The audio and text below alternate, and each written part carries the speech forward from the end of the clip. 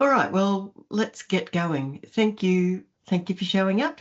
Lovely to see you. And thanks, Cara, for coming as well. So today we're talking about care in the terminal phase.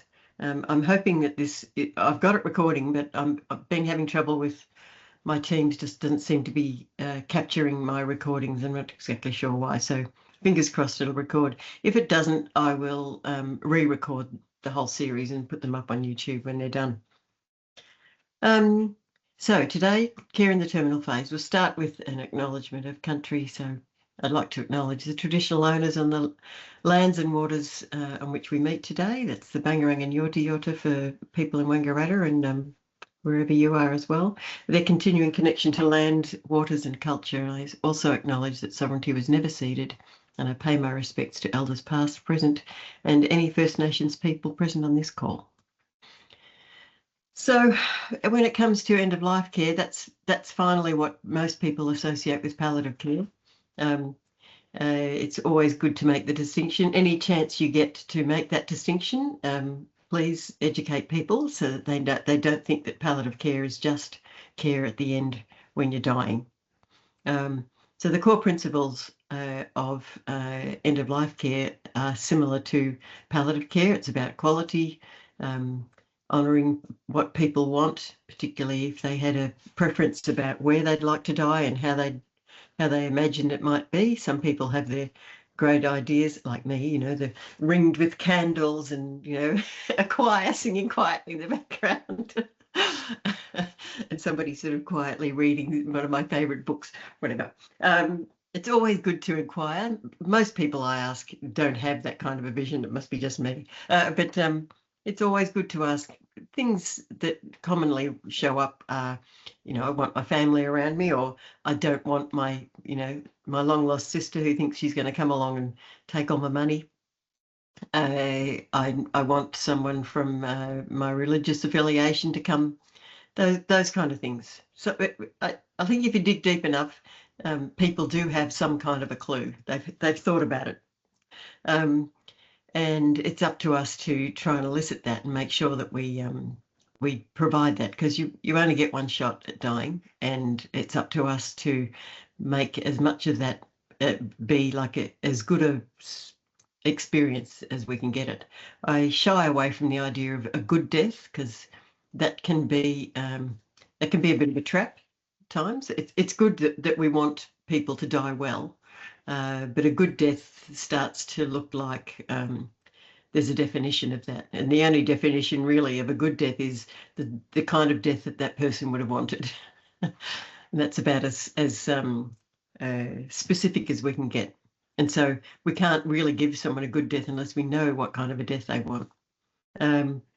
It's holistic, so we cater to the whole person, their spiritual, mental, emotional, physical, and their social needs as well, which means that we involve the family as much as possible. I've said this before, don't forget that the family are still part of the care team, even though they're not in the trenches like you guys are day after day caring physically for this person. They are still a part of that team, and it's harder for them because they're not so closely connected to feel like a part of it. So any chance you get to include the family back into that feeling that they're significant and they've got a role to play is just so helpful, and it's a gift to them, because a lot of the time institutions tend to rob people of that agency, and so I humbly invite you to try and work against that compulsion for institutions to sort of take over and say, oh, we're doing it all, we'll take care of them. It's about life, still focusing on life. We're not, they're dying, but they're still alive. So we still intensify on our approach to good quality care and comfort.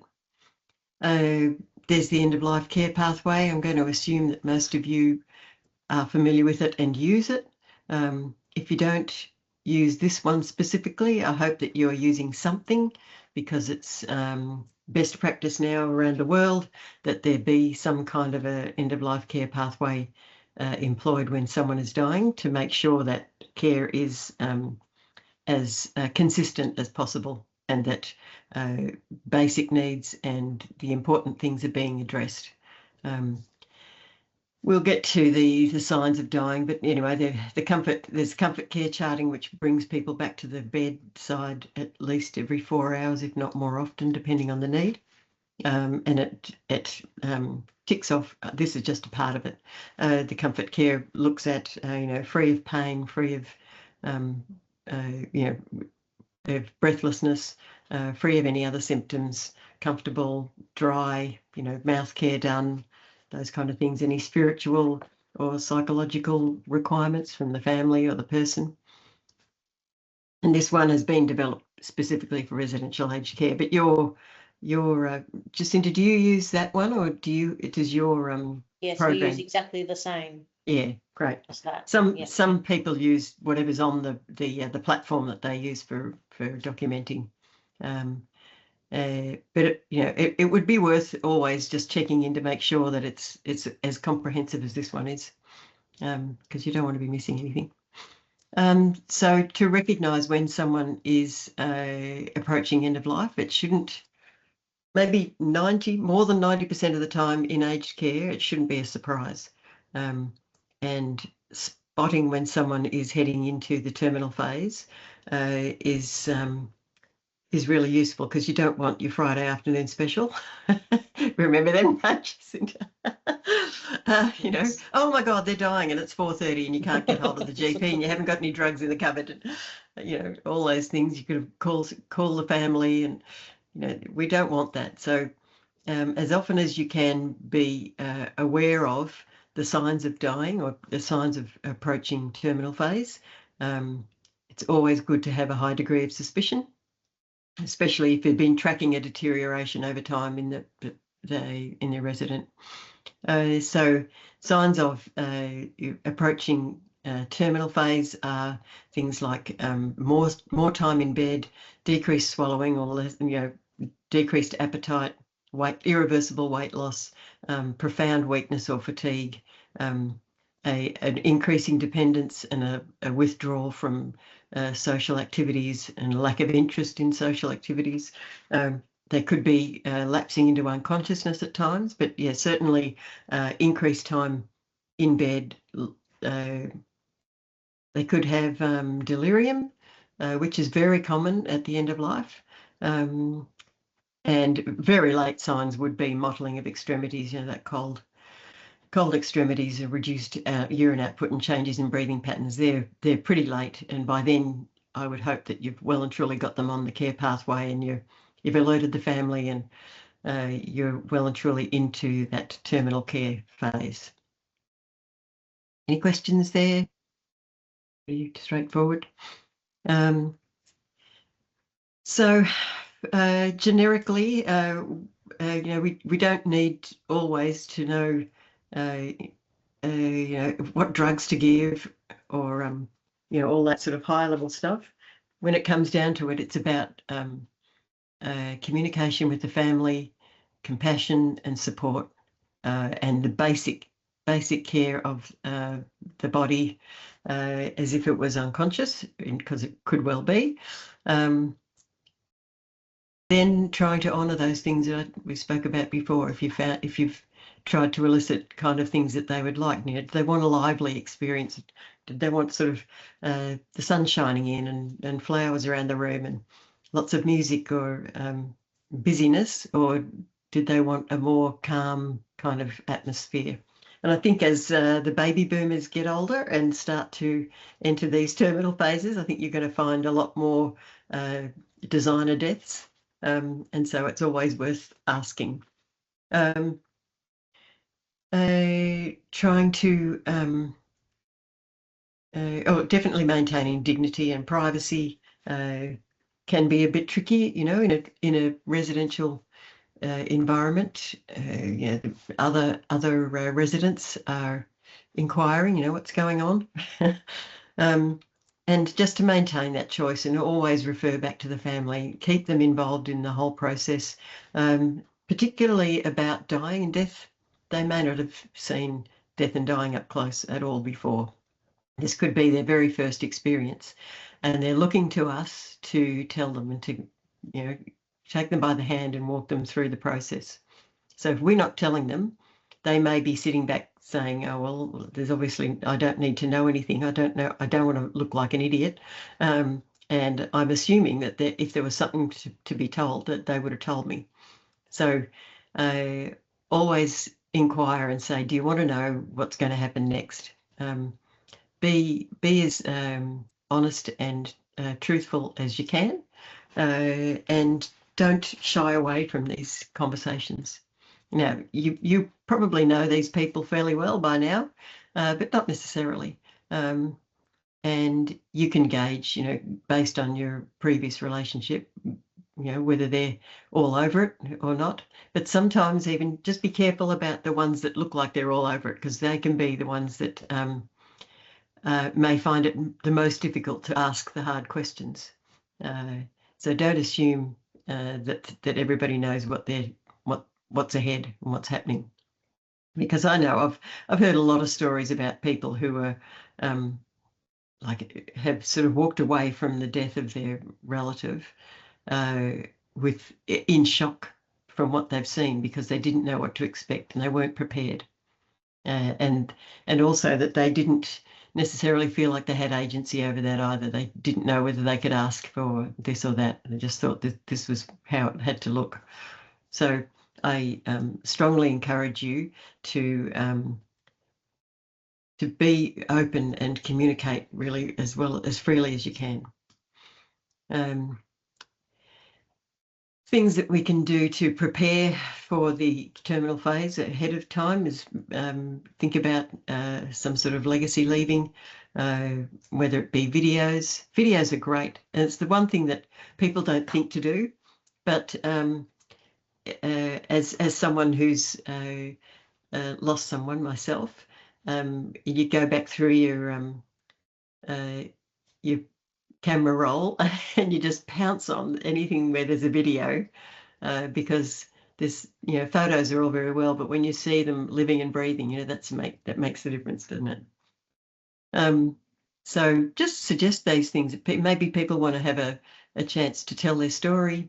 There's various life story or legacy gathering companies around that can do that, or you can just sit there, if you're the daughter or the son or a sister, just say, tell me a few stories, and write them down or record them on your phone, whatever it takes.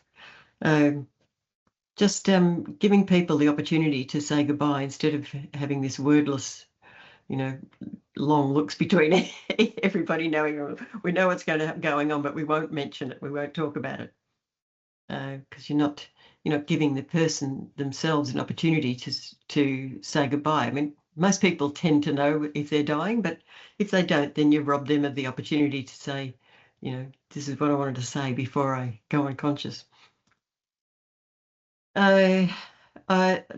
This slide set is part of a bigger slide set that goes on for a few hours.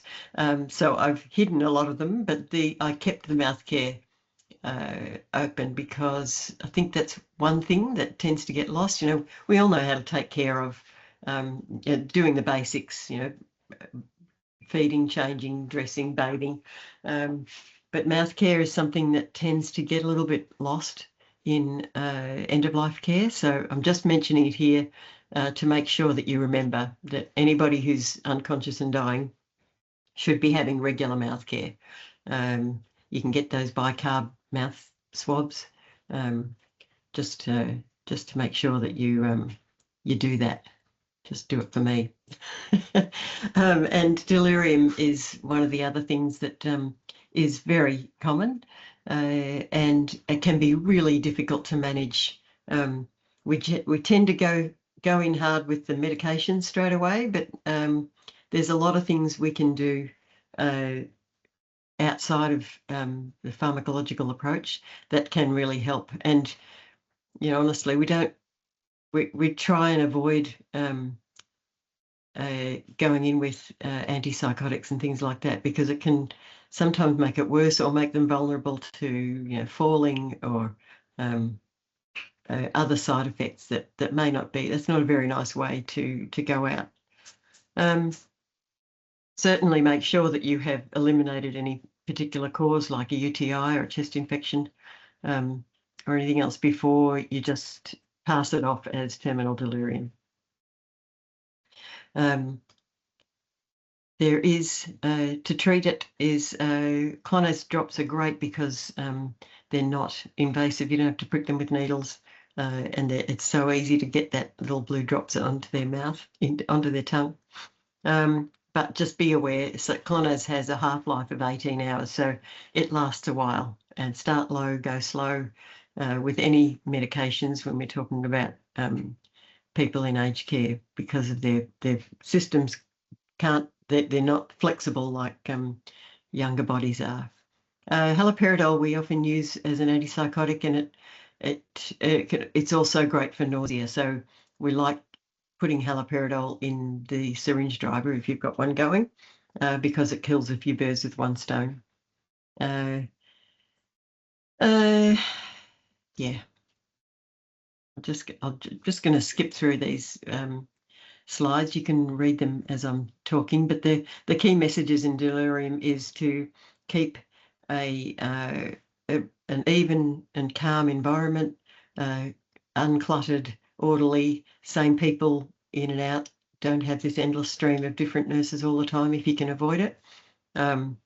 And just keep everything really calm. Make sure that day and night is clearly delineated, and just sort of try and normalise, and hopefully there's family members that can provide familiarity and some kind of anchor for the person when they have delirium. So they're the kind of things that you would, make sure their glasses and their hearing aids are in. It's a simple thing. If they can't hear you, that can really, and if they can't see you very well, it can really throw you out. Keep a clock on the wall, regular patterns, familiar people. Pain management, 10 minutes to go. There's a couple of different types of pain. So interrogate the pain thoroughly before you go trying to treat it, which means is it visceral pain, or is it neuropathic pain? Is this pain been around for a long time? Is it pins and needles and numb and all those sort of things? In which case we treat that with anticonvulsants and tricyclic antidepressants. Or is it the nociceptive pain, which is opioids? Always, again, start low, go slow. If they're opiate naive, you start with a very low dose, test a short-acting agent like morphine or endone, and see what happens. Make sure that you maintain something for their bowels as well in this phase.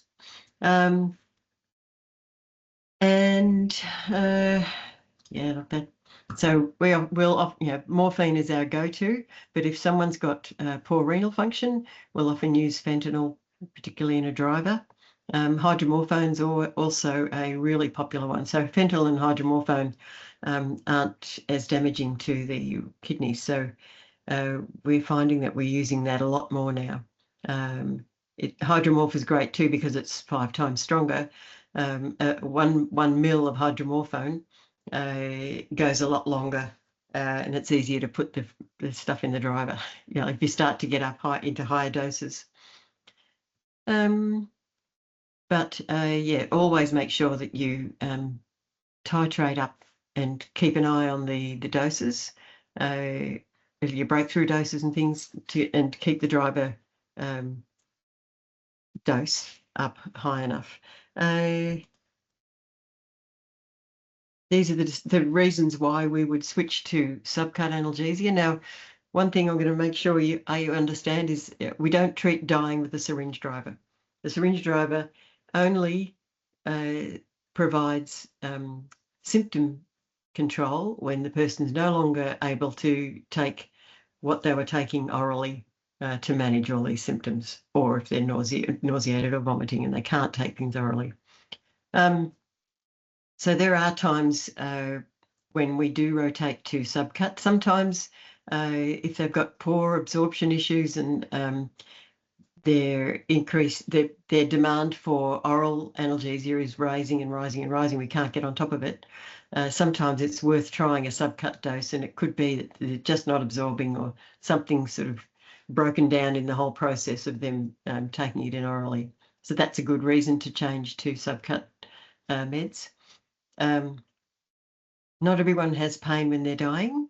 It's not a given. It's possible and maybe probable, but and not everyone needs a syringe driver. Some people are quite happy to die without one. It just depends on what kind of symptom burden they have. I know there's nursing homes in Melbourne that don't even stock. They don't have syringe drivers. They just depend, which is appalling to me, but they just depend entirely on some breakthrough doses, which is, to me, that's terrible.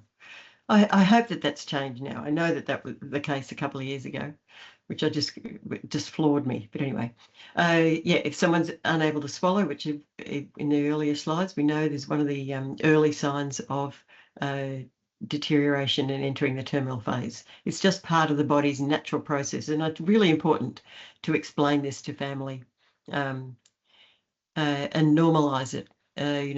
We've all seen, I'm sure, that the distress that comes to a family member when they can't feed their person, because if I can't do anything else for you, at least I can give you your favourite soup, or you can have this thing and it'll keep you strong and keep you going. And what happens if you don't drink? You're going to starve to death, or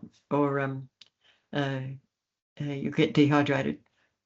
So if we can explain to the family members that this is all a natural part of the body withdrawing its need for food and fluid, because that would pose an unnecessary burden on the work that they have to do.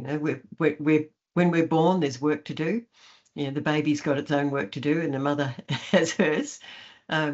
Dying is the same. There's work to be done, and food and drink would just weigh that body down and make it harder.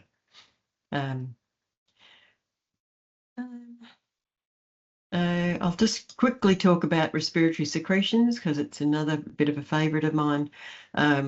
The best way to manage them is non-pharmacologically. I don't like hyoscine.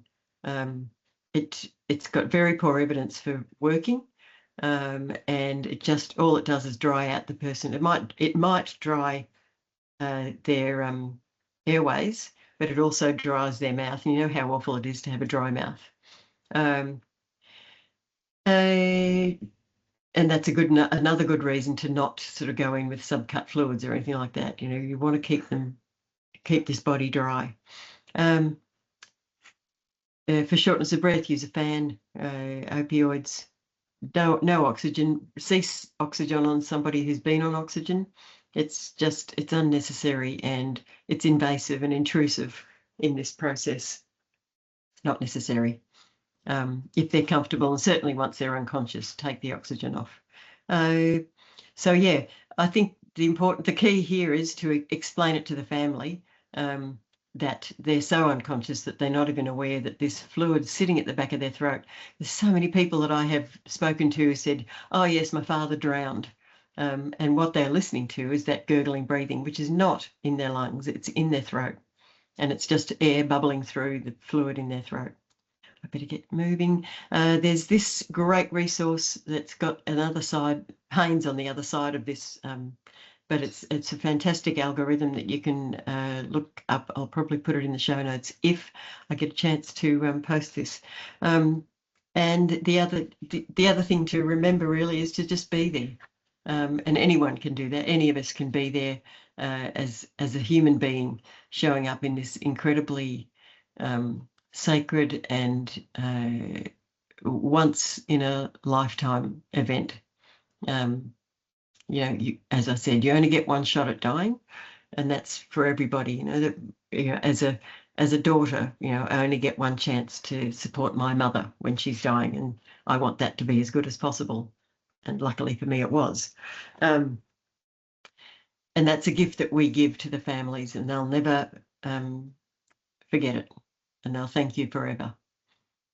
So in summary, symptom assessment's crucial. Again, that's just the bedrock of palliative care.